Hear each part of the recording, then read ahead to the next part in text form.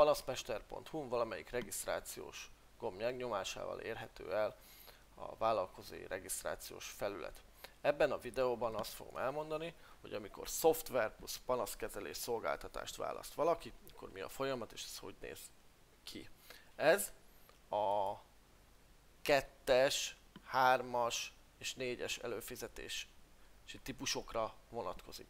Fontos, hogy a regisztrációnál valós e-mail címmel regisztráljon a vállalkozó, mert erre küldünk majd értesítéseket is a panaszkezeléssel kapcsolatban, és erre küldjük ki majd a megfelelő dokumentációkat.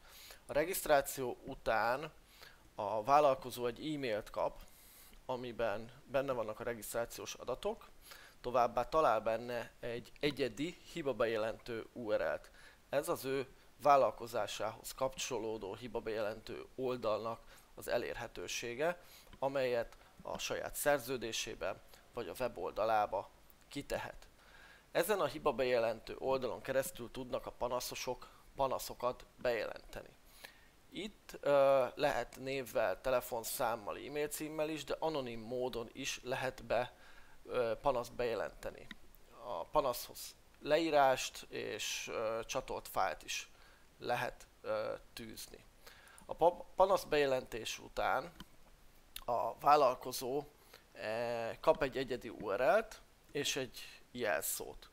Ezen keresztül tudja utókövetni a panaszát.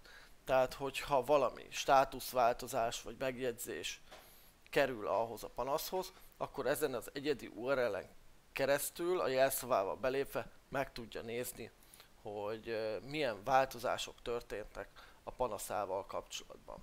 A vállalkozónak teendője nincsen, mivel a szoftver plusz panaszkezelés szolgáltatás igénybevételével megkapta azt a panaszkezelő szolgáltatást, amit a Crespo Zsuzsanna végez, tehát gyakorlatilag ő kezeli a beérkezett panaszokat, és ő fogja a továbbiakat majd intézni.